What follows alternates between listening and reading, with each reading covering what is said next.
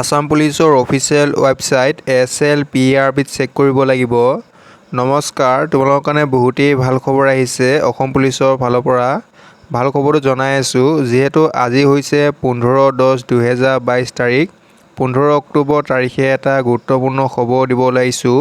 খবৰটো জনোৱাৰ আগতে যিসকলে প্ৰথমবাৰৰ কাৰণে চেনেলটো ভিজিট কৰি আছা, চেনেলটো ছাবস্ক্ৰাইব কৰি ল'বা আৰু লগত থকা বেল আইকনটো প্ৰেছ কৰি ল'বা। তেন্তে ব'লা ভিডিঅ'টো আৰম্ভ কৰোঁ। এইটোৱে হৈছে অসম পুলিচৰ অফিচিয়েল ৱেবছাইট। ইয়াত ধুনীয়াকৈ উল্লেখ কৰা হৈছে যে ৰিকমেণ্ড ন'টিছ আপডেট ডেট 14/10/2022 যোৱাকালি আহিছে আৰু যোৱাকালি অসুবিধা হৈ থকাৰ কাৰণে তোমালোকক মই খবৰটো দিব পৰা নাছিলোঁ।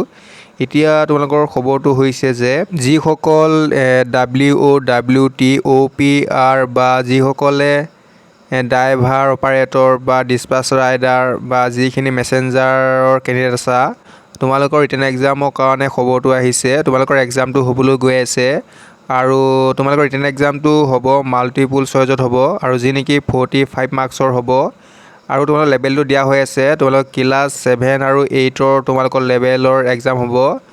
তোমালোকে ধুনীয়াকৈ এইখিনি ফ'ল' কৰিবা আৰু যিসকলে এতিয়ালৈকে প্ৰিপেৰেশ্যন কৰা নাই তোমালোকে প্ৰিপেৰেশ্যন কৰা। লগতে তোমালোকক সময় দিয়া হ'ব 75 মিনিট, তোমালোকক 75 মিনিট দিব বুলি উল্লেখ কৰিছে।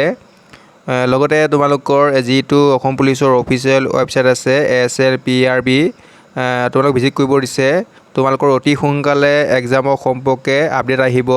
তোমালোক কোন জেগাত হ'ব ৰিটেন এক্সামটো ভেনুসহ তোমালোক ধুনীয়াকৈ দিয়া হ'ব আৰু লগতে তোমালোকৰ অতি সোনকালে পাব্লিছ কৰি দিব। আৰু সকলোৱে যিটো অসম পুলিচৰ অফিচিয়েল ৱেবছাইট আছে Slprb চেক কৰিবা, নাইবা আমি জনাই দিম তোমালোকৰ যেতিয়া আহিব বা খবৰ তোমালোকৰ আপডেট আহিব নিশ্চয় জনাই দিম।